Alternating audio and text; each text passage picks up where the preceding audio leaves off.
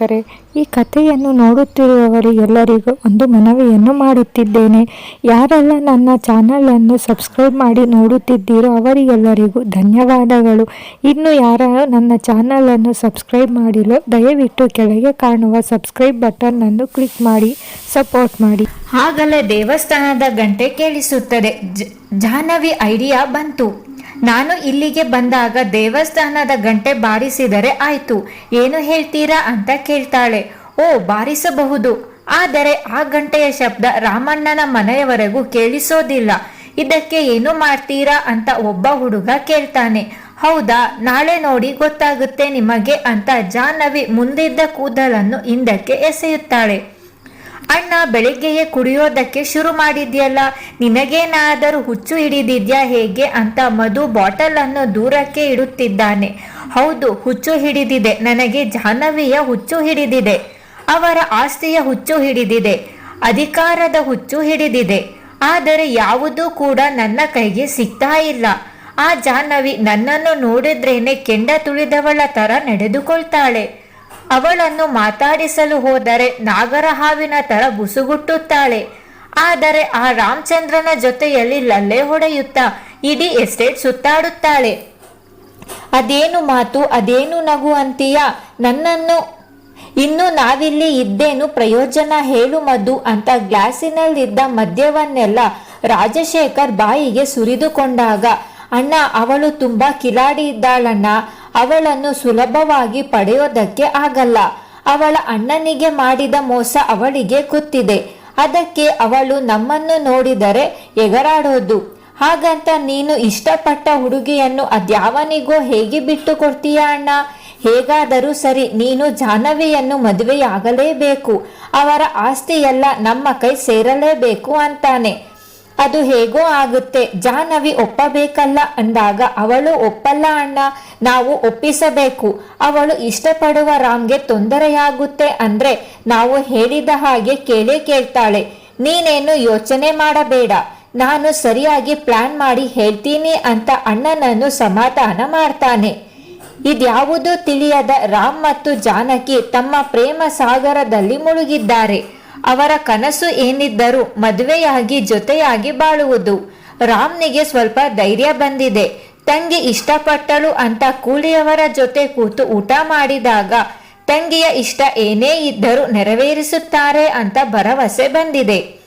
ಜಾನು, ನಾಳೆ ನಾನು ಮೈಸೂರಿಗೆ ಹೋಗ್ತಾ ಇದ್ದೀನಿ, ನಾಳಿದ್ದು ಬರ್ತೀನಿ ಅಂತಾನೆ. ಯಾಕೆ ಈಗ ಮೈಸೂರಿಗೆ ಹೋಗೋದು ಅಂತ ಕೇಳ್ತಾಳೆ. ಸಿವಿಲ್ ಎಕ್ಸಾಮ್ಗೆ ಬೇಕಾದ ನೋಟ್ಸ್ ಅನ್ನು ಕೊಡ್ತೀನಿ ಅಂತ ಹೇಳಿದ್ರು, ಅದಕ್ಕೆ ನಾಳೆ ಹೋಗಿ ನಾಳಿದ್ದು ಬರ್ತೀನಿ. 2 ದಿನ ಸಿಗಲ್ಲ ಅಂತ ಬೇಜಾರಾಗಬೇಡ ಅಂತಾನೆ. ನೀವು ಓದಲೇಬೇಕಾರ? ನಾವು ಮದುವೆಯಾದರೆ ಈ ಎಸ್ಟೇಟ್ ಅನ್ನು ನೋಡಿಕೊಂಡು ನಾವು ಇಲ್ಲೇ ಇರಬಹುದಲ್ವಾ ಅಂತ ಜಾಹ್ನವಿ ಕೇಳ್ತಾಳೆ. ರಾಮ್ ನಗುತ್ತಾ, ಜಾನು, ನಾನು ಒಳ್ಳೆಯ ಪೋಸ್ಟ್ನಲ್ಲಿದ್ದರೆ ಧೈರ್ಯವಾಗಿ ಹೆಣ್ಣು ಕೇಳಬಹುದು. ಅಂತಸ್ತು ಇಲ್ಲದೆ ಹೋದರೂ ಅಧಿಕಾರ ಇದೆ ಅನ್ನುವ ಕಾರಣಕ್ಕಾದರೂ ನಿಮ್ಮ ಮನೆಯಲ್ಲಿ ಒಪ್ಪಬಹುದು. ಅದಕ್ಕೆ ನಾನು ತುಂಬಾ ಕಷ್ಟಪಟ್ಟು ಓದ್ತಾ ಇದ್ದೀನಿ. ಖಂಡಿತ ನಾನು ಸಿವಿಲ್ ಎಕ್ಸಾಮ್ನ ಪಾಸ್ ಮಾಡ್ತೀನಿ ಜಾನು. ಆಮೇಲೆ ಯಾವುದೇ ಕಾರಣಕ್ಕೂ ನಾನು ನಿಮ್ಮ ಮನೆಯಲ್ಲಿ ಇರಲ್ಲ. ನಿಮ್ಮ ಆಸ್ತಿಯಲ್ಲಿ ನೀನು ಕೂಡ ಏನು ತರಬಾರದು. ನಾನು ದುಡಿದು ನಿನ್ನನ್ನು ಸಾಕ್ತೀನಿ, ಆಯ್ತಾ ಅಂತಾನೆ. ರಾಮ್ನ ಸ್ವಾಭಿಮಾನಕ್ಕೆ ಮೆಚ್ಚುಗೆ ಪಟ್ಟ ಜಾಹ್ನವಿ, ನೀವು ಹೇಗೆ ಹೇಳಿದರೆ ಹಾಗೆ ರಾಮ್, ನಾನು ಒತ್ತಾಯ ಮಾಡೋಲ್ಲ ಅಂತಾಳೆ. ರಾಮ್ 2 ದಿನ ಕೆಲಸಕ್ಕೆ ರಜೆ ಮಾಡಿ ಮೈಸೂರಿಗೆ ಹೊರಟರೆ ಜಾಹ್ನವಿ ದೇವಸ್ಥಾನಕ್ಕೆ ಒಂದು ದೊಡ್ಡ ಗಂಟೆಯನ್ನು ತರಿಸಿ ಇಡುತ್ತಾಳೆ. ಆ ಗಂಟೆಯ ಶಬ್ದ ಇಡೀ ಊರಿಗೆಲ್ಲ ಕೇಳಿಸುವಂತೆ ಇದೆ. ಮಕ್ಕಳು ಜಾಹ್ನವಿಯನ್ನು ನೋಡಿ, ಅಕ್ಕ, ಪ್ರೀತಿಗೋಸ್ಕರ ಏನೇನು ಮಾಡ್ತೀರಾ ನೋಡಿ ಅಂತ ನಗುತ್ತಾರೆ. ಜಾಹ್ನವಿ ಆಗಲೇ ಗಂಟೆಯ ಶಬ್ದಕ್ಕೆ ಒಂದೊಂದು ಯೋಜನೆ ಮಾಡಿ ಬಿಟ್ಟಿದ್ದಾಳೆ. 1 ಸಲ ಬಾರಿಸಿದರೆ ಮೈದಾನಕ್ಕೆ, 2 ಸಲ ಬಾರಿಸಿದರೆ ದೇವಸ್ಥಾನಕ್ಕೆ, 3 ಸಲ ಬಾರಿಸಿದರೆ ಹೊಳಗೆ, 4 ಸಲ ಬಾರಿಸಿದರೆ ಎಸ್ಟೇಟ್ಗೆ ಅನ್ನುವಂತೆ ಮಕ್ಕಳಿಗೂ ಹೇಳಿದ್ದಾಳೆ.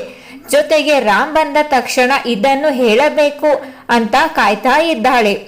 ಸುಕನ್ಯಾ ತುಂಬಾ ಬೇಜಾರಿನಲ್ಲಿ ಇದ್ದಾಳೆ. ತನಗೆ ಮಕ್ಕಳಾಗಿಲ್ಲ ಅಂತ ಕೊರಗುವುದೇ ಆಗಿದೆ. ಮಾರಿಯಮ್ಮನ್ ದೇವಸ್ಥಾನದ ಪೂಜಾರಿ ನಾಳೆ ಹರಕೆ ದಾರ ಕಟ್ಟಲು ಹೇಳಿದ್ದಾರೆ. ಅದರಂತೆ ನಾಳೆಯ ಪೂಜೆಗೆ ರೆಡಿ ಮಾಡುತ್ತಿದ್ದಾರೆ.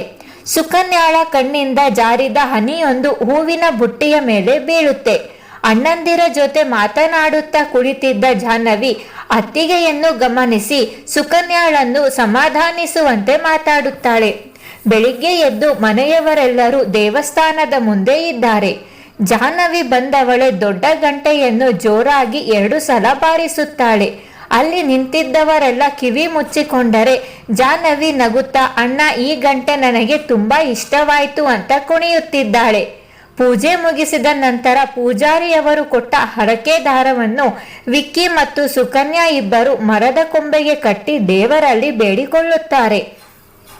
ಹರಕೆ ದಾರದ ಬಗ್ಗೆ ಜಾಹ್ನವಿ ವಿಷಯ ತಿಳಿಯುತ್ತಿದ್ದರೆ ಗಂಟೆಯ ಶಬ್ದ ಕೇಳಿದ ರಾಮ್ ಮತ್ತು ಮಕ್ಕಳು ಅಲ್ಲಿಗೆ ಓಡಿ ಬಂದಿದ್ದರು. ಮನೆಯವರನ್ನು ನೋಡಿ ದೂರವೇ ನಿಂತ ರಾಮ್ನನ್ನು ಜೈ ಮತ್ತು ವಿನೋದ್ ಕರೆಸಿ ಮಾತಾಡಿದರೆ ಮಕ್ಕಳೆಲ್ಲ ಜಾಹ್ನವಿ ಹತ್ತಿರ ಹೋದ್ರು. ಬೆಳಗ್ಗೆ 10 ಗಂಟೆಯ ಸಮಯವಾದರೂ ಮೋಡ ಮುಸುಕಿದ ವಾತಾವರಣ. ಯಾವಾಗ ಮಳೆ ಬೀಳುತ್ತೋ ಅಂತ ಗೊತ್ತಿಲ್ಲ. ಎಲ್ಲರೂ ಬೇಗ ಬೇಗ ಪೂಜೆ ಮುಗಿಸಿ ಮನೆಗೆ ಹೋಗಲು ಅವಸರಿಸಿದರೆ ಜಾಹ್ನವಿ ಮಾತ್ರ ಸ್ವಲ್ಪ ಹೊತ್ತು ಮಕ್ಕಳ ಜೊತೆ ಆಟ ಆಡಿ ಬರುವುದಾಗಿ ಹೇಳ್ತಾಳೆ. ಮಳೆ ಬರುತ್ತೆ, ಈಗ ಏನು ಆಟ ಆಡ್ತೀಯಾ ಅಂತ ಅಮ್ಮ ಗದರಿದರೆ, ಅಣ್ಣ ಸ್ವಲ್ಪ ಹೊತ್ತು ಅತ್ತಿಗೆಗೋಸ್ಕರ ಇಲ್ಲೇ ಸ್ವಲ್ಪ ಹೊತ್ತು ಇದ್ದು ಬರ್ತೀನಿ ಅಂತಾಳೆ. ಇವಳು ಆಟ ಆಡೋದಕ್ಕೆ ನನ್ನ ನೆಪ ನೋಡು ಅಂತ ಸುಕನ್ಯಾ ನಕ್ಕರೆ, ಆಯ್ತು ಬೇಗ ಬಾ, ಮಳೆಯಲ್ಲಿ ನೆನೆಯಬೇಡ ಅಂತ ವಿಕ್ಕಿ ಹೇಳ್ತಾರೆ. ನಿಮ್ಮದೇ ಸಲುಗೆ ಅವಳಿಗೆ, ಹೇಳಿದ ಮಾತು ಒಂದು ಕೇಳೋದಿಲ್ಲ. ರಾಜ ಮನೆತನದ ಹೆಣ್ಣು ಹೀಗೆ ಬೀದಿಯಲ್ಲಿ ಆಡಿದರೆ ಚೆನ್ನಾಗಿರುತ್ತಾ ಅಂತ ಕೌಸಲ್ಯ ಹೇಳಿಕೊಂಡು ಬೇಜಾರಾಗ್ತಾರೆ. ವಿನೋದ್ ಮತ್ತು ಜೈ ಇಬ್ಬರು ಅಮ್ಮನನ್ನು ಸಮಾಧಾನ ಮಾಡ್ತಾ ಇದ್ರೆ ಶರ್ಮಿಳಾ ರಾಮ್ ಮತ್ತು ಜಾಹ್ನವಿಯ ಕಡೆ ಅನುಮಾನದಿಂದ ನೋಡ್ತಾಳೆ. ಇವಳಿಗೆ ಮಕ್ಕಳ ನೆಪ ಅಷ್ಟೇ. ನನಗನ್ನಿಸುವ ಪ್ರಕಾರ ಇಲ್ಲಿ ಬೇರೆ ಏನೋ ವಿಷಯವಿದೆ ಅಂತ ಅಂದುಕೊಳ್ತಾಳೆ. ವಿನೋದ್ ತನ್ನ ಜೊತೆಗೆ ಚೆನ್ನಾಗಿದ್ದರೆ ಈ ಅನುಮಾನವನ್ನು ಹೇಳಿಬಿಡುತ್ತಿದ್ದಳೇನೋ. ಆದರೆ ವಿನೋದ್ ಈಗಲೇ ತನ್ನಿಂದ ದೂರ ಇರುವಾಗ ಮತ್ತೆ ಅವರ ಮನೆಯವರ ಬಗ್ಗೆ ಹೇಳಿ ಇನ್ನೂ ದೂರ ಆಗುವುದಷ್ಟಪಡದೆ ಅಲ್ಲಿಂದ ಹೋಗ್ತಾಳೆ. ಮಳೆ ಈಗಲೋ ಆಗಲೋ ಬರುವ ಸಮಯವಾದ್ದರಿಂದ ಪುರೋಹಿತರು ಪೂಜಾ ಸಾಮಗ್ರಿಗಳನ್ನು ಎತ್ತಿಡುವಾಗ, ಸ್ವಾಮಿಗಳೇ, ನನಗೊಂದು ಹರಕೆ ದಾರ ಬೇಕಿತ್ತು ಅಂತಾಳೆ. ಪೂಜಾರಿ ಹಿಂದಿರುಗಿ ನೋಡಿ, ಹರಕೆ ದಾರವ, ನಿಮಗೆ ಯಾಕೆ ಅಂತ ಕೇಳ್ತಾಳೆ. ಹೇಳಲಬೇಕಾ, ನಾನು ಇಷ್ಟಪಟ್ಟವರ ಜೊತೆ ಮದುವೆಯಾಗಲು. ಈ ಬಂಧ ಇಲ್ಲಿಗೆ ಮುಗಿಯದೆ 7 ಜನ್ಮಕ್ಕೂ ಅನುಬಂಧವಾಗಿ ಮುಂದುವರೆಯಲು ಅಂತಾಳೆ. ಆದರೆ ಹರಕೆ ದಾರವನ್ನು ಒಬ್ಬಳೇ ಕಟ್ಟುವ ಹಾಗಿಲ್ಲ. ನೀನು ಇಷ್ಟಪಡುವ ಹುಡುಗನನ್ನು ಸಹ ಜೊತೆಯಲ್ಲಿ ಕಟ್ಟಿದರೆ ಮಾತ್ರ ಅದು ನೆರವೇರುವುದು ಅಂದಾಗ ಇಬ್ಬರು ಒಟ್ಟಿಗೆ ಕಟ್ತೀವಿ, ನೀವು ಪೂಜೆ ಮಾಡಿ ಕೊಡಿ ಅಂತಾಳೆ. ಜಾಹ್ನವಿ ಅಮ್ಮ ಇಷ್ಟಪಟ್ಟ ಹುಡುಗ ಯಾರು ಅಂತ ಆಲೋಚನೆಯಿಂದಲೇ ದೇವರಿಗೆ ಆರತಿ ಬೆಳಗಿ ಹರಕೆ ದಾರವನ್ನು ತಾಯಿಯ ಪಾದದಲ್ಲಿ ಇಟ್ಟು, ಇವರು ಕೇಳುವ ಹರಕೆಯನ್ನು ಈಡೇರಿಸು ತಾಯಿ ಅಂತ ಜಪ ಮಾಡಿ ಆ ದಾರವನ್ನು ಜಾಹ್ನವಿಯ ಕೈಗಿತ್ತಾಗ ಜಾಹ್ನವಿ ಅದನ್ನು ಸಂತೋಷದಿಂದ ಪಡೆದು ರಾಮ್ನ ಕಡೆ ನೋಡುತ್ತಾಳೆ. ರಾಮ್ ಪೂಜಾರಿಯವರಿರುವುದರಿಂದ ಸುಮ್ಮನೆ ನಿಂತರೆ ಜಾಹ್ನವಿಯ ಮುಂದೆ ಹೋಗಿ ರಾಮ್ನ ಕೈ ಹಿಡಿಯುತ್ತಾಳೆ. ತಕ್ಷಣವೇ ಮಳೆ ಸುರಿಯಲು ಪ್ರಾರಂಭವಾಗುತ್ತೆ. ಪೂಜಾರಿ ಮತ್ತು ಮಕ್ಕಳು ನೋಡುತ್ತಿದ್ದಂತೆ ಇಬ್ಬರು ಕೈಗೆ ಕೈ ಬೆಸೆದು ಜೊತೆಯಲ್ಲಿ ಹೆಜ್ಜೆ ಹಾಕುತ್ತಿದ್ದಾರೆ. ಪೂಜಾರಿ ನಸುನಕ್ಕು, ದೇವತೆಯ ಆಶೀರ್ವಾದ ನಿಮಗೆ ಮಳೆಯ ಮೂಲಕ ಸಿಕ್ಕಿದೆ. ಆಗ ಅವಳೆ ಆಶೀರ್ವದಿಸುವಾಗ, ನಮ್ಮದೆಲ್ಲ ಯಾವುದು, ನಿಮ್ಮ ಹರಕೆ ನೆರವೇರಲಿ ಅಂತ ಮನಸ್ಸಲ್ಲೇ ದೇವಿಯನ್ನು ಪ್ರಾರ್ಥಿಸಿದರೆ ರಾಮ್ ಮತ್ತು ಜಾಹ್ನವಿ ಮರದ ಹತ್ತಿರ ಬಂದಿದ್ದಾರೆ. ರಾಮ್, ಈ ಜನ್ಮದಲ್ಲಿ ಮಾತ್ರವಲ್ಲ 7 ಜನ್ಮಕ್ಕೂ ನೀವೇ ನನ್ನ ಗಂಡನಾಗಬೇಕು ಅಂತ ಆಶಿಸ್ತೀನಿ ಅಂತಾಳೆ. ನಾನು ಅಷ್ಟೇ ಜಾಹ್ನವಿ, 7 ಜನ್ಮದಲ್ಲಿಯೂ ನೀನೇ ಹೆಂಡತಿಯಾಗಿ ಬರಬೇಕು. ಏನೇ ತೊಡಕುಗಳು ಬಂದರೂ ಎಲ್ಲವನ್ನು ಮೆಟ್ಟಿ ನಿಲ್ಲುವ ಸ್ಥೈರ್ಯ ಆ ತಾಯಿಯೇ ಕೊಡಬೇಕು ಅಂದಾಗ ಮಿಂಚಿನ ಬೆಳಕು ಕಾಣಿಸಿದರೆ ಗುಡುಗಿನ ಶಬ್ದ ಕೇಳಿಸುತ್ತದೆ. ಇಬ್ಬರು ದಾರವನ್ನು ಕಣ್ಣಿಗೆ ಒತ್ತಿಕೊಂಡು ಇಬ್ಬರು ಸೇರಿ ಮರದ ಕೊಂಬೆಗೆ ಕಟ್ಟುತ್ತಾರೆ. ನಂತರ ಬಂದು ಒಟ್ಟಿಗೆ ದೇವರಿಗೆ ನಮಸ್ಕಾರ ಹಾಕಿ ಅಲ್ಲೇ ನಿಂತಿದ್ದ ಪೂಜಾರಿಯ ಕಾಲಿಗೂ ಬೀಳುತ್ತಾರೆ. ದೀರ್ಘಮೇವ ಕಲ್ಯಾಣ ಪ್ರಾಪ್ತಿರಸ್ತು ಅಂತ ಆಶೀರ್ವದಿಸುತ್ತಾರೆ. ಇಬ್ಬರು ಮೇಲೆದ್ದು ಮಕ್ಕಳ ಕಡೆ ನೋಡಿದರೆ ಮಕ್ಕಳು ಚಪ್ಪಾಳೆ ಹೊಡೆಯುತ್ತಾ ಕುಣಿಯುತ್ತಾರೆ. ಪೂಜಾರಿಗೆ ತಾನು ಆಶೀರ್ವಾದ ಏನೋ ಮಾಡಿದೆ ಅಂತ ಆಲೋಚಿಸುತ್ತಿದ್ದಾರೆ. ಜಾಹ್ನವಿ ಪೂಜಾರಿಯ ಕಡೆ ನೋಡುತ್ತಾ ಸ್ವಾಮಿಗಳೇ, ನಮ್ಮ ಪ್ರೀತಿಯ ವಿಷಯ ಇನ್ನೂ ಯಾರಿಗೂ ತಿಳಿದಿಲ್ಲ. ನೀವು ಸಹ ಅಂತ ಮುಂದೆ ಮಾತಾಡುವಷ್ಟರಲ್ಲಿ ಹೇಳೋದಿಲ್ಲ ತಾಯಿ, ನೀವು ನೆಮ್ಮದಿಯಾಗಿರಬಹುದು ಅಂತಾರೆ. ರಾಮ್, ಜಾಹ್ನವಿ ಮತ್ತು ಮಕ್ಕಳು ಅಲ್ಲಿಂದ ತೆರಳಿದರೆ ಪೂಜಾರಿ ದೇವರ ಕಡೆ ನೋಡುತ್ತಾ ನಿಲ್ಲುತ್ತಾನೆ. ಇದೇನು ತಾಯಿ, ನನ್ನ ಬಾಯಲ್ಲಿ ತಪ್ಪಾಗಿ ಆಶೀರ್ವಾದ ಮಾಡಿಸಿದೆಯಾ? ಶೀಘ್ರಮೇವ ಕಲ್ಯಾಣ ಪ್ರಾಪ್ತಿರಸ್ತು ಅಂತ ಹೇಳುವ ಮೊದಲು ದೀರ್ಘಮೇವ ಕಲ್ಯಾಣ ಪ್ರಾಪ್ತಿರಸ್ತು ಅಂತ ಯಾಕೆ ಹೇಳಿಸಿದೆ? ಮಳೆಯಲ್ಲಿ ನನ್ನ ಆಶೀರ್ವಾದ ಅವರಿಗೆ ಕೇಳಿಸಿಲ್ಲ, ಆದರೂ ನನಗೆ ಆ ಮಾತಿನಿಂದ ನೋವಾಗುತ್ತಿದೆ ಅಂತ ಮನಸ್ಸಲ್ಲೇ ನೊಂದುಕೊಳ್ತಾರೆ. ತಾಯಿಯ ಆಜ್ಞೆ ಇಲ್ಲದೆ ಏನೂ ನಡೆಯೋದಿಲ್ಲ, ಆದರೂ ಯಾಕೆ ಅಂತ ಆಲೋಚಿಸುತ್ತಲೇ ಮನೆಯ ದಾರಿ ಹಿಡಿಯುತ್ತಾರೆ. ಮಳೆ ರಭಸವಾಗಿ ಸುರಿಯುತ್ತಾ ಇದೆ. ಜಾಹ್ನವಿ, ನೀನು ಈಗ ಹೇಗೆ ಮನೆಗೆ ಹೋಗ್ತೀಯಾ? ಅಷ್ಟು ದೂರ ಹೋಗುವಷ್ಟರಲ್ಲಿ ನೀನು ತುಂಬಾ ನೆನೆಯುತ್ತೀಯಾ ಅಂತಾನೆ ರಾಮ್. ಈಗ ನಾನೆಲ್ಲಿಗೆ ಹೋಗ್ತೀನಿ ರಾಮ್, ನಿಮ್ಮ ಜೊತೆಯಲ್ಲಿ ಸ್ವಲ್ಪ ಹೊತ್ತು ಇರಬೇಕು ಅಂತಾನೆ ನಾನು ಉಳಿದಿದ್ದು ಅಂತಾಳೆ. ಆದರೆ ಈ ಮಳೆಯಲ್ಲಿ ಎಲ್ಲಿ ಇರೋದು? ಮಳೆ ಬರುವ ಸಮಯದಲ್ಲಿ ಮಹಡಿಯಲ್ಲಿ ಕೂಡ ನಿಲ್ಲಬಾರದು ಅಂತಾನೆ. ಹ್ಞೂ ಗೊತ್ತು, ಆದರೂ ಅಂತ ಅವಳು ಕೇಳಿದಾಗ, ಅಣ್ಣ ನಿನ್ನ ಮನೆಗೆ ಕರೆದುಕೊಂಡು ಹೋಗು, ಹೇಗಿದ್ದರೂ ಅಮ್ಮ ಇಲ್ವಲ್ಲ ಅಂತಾನೆ ಒಬ್ಬ. ಏನು, ಅಮ್ಮ ಮನೆಯಲ್ಲಿ ಇಲ್ವಾ?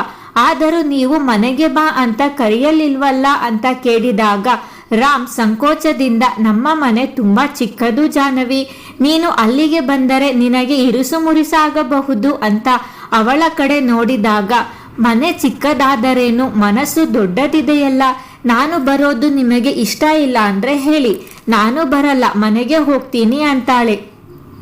ಜಾನು, ನಾನು ಕರೆಯದೇ ಇದ್ದರೂ ನಿನಗೆ ಬರುವ ಅಧಿಕಾರವಿದೆ, ಬಾ ಅಂತಾನೆ. ಜಾಹ್ನವಿ ಖುಷಿಯಿಂದ, ಹಾಗಾದರೆ ಬನ್ನಿ ಹೋಗೋಣ ಅಂತಾಳೆ. ಮಕ್ಕಳು, ಅಣ್ಣ ಅಕ್ಕನನ್ನು ಕರೆದುಕೊಂಡು ಮನೆಗೆ ಹೋಗು, ನಾವು ಮನೆಗೆ ಹೋಗಿರ್ತೀವಿ, ಅಕ್ಕ ಮನೆಗೆ ಹೋಗಬೇಕು ಅಂದಾಗ ನಮ್ಮನ್ನು ಕರಿ, ನಾವು ಕರೆದುಕೊಂಡು ಹೋಗಿ ಬಿಡ್ತೀವಿ ಅಂತ ಹೇಳಿ ಎಲ್ಲರೂ ಓಡುತ್ತಾರೆ. ಬಟ್ಟೆ ಎಲ್ಲ ತೇವವಾದುದಕ್ಕೆ ಬೇಗ ಓಡಲು ಆಗುತ್ತಿಲ್ಲ ಜಾಹ್ನವಿಗೆ.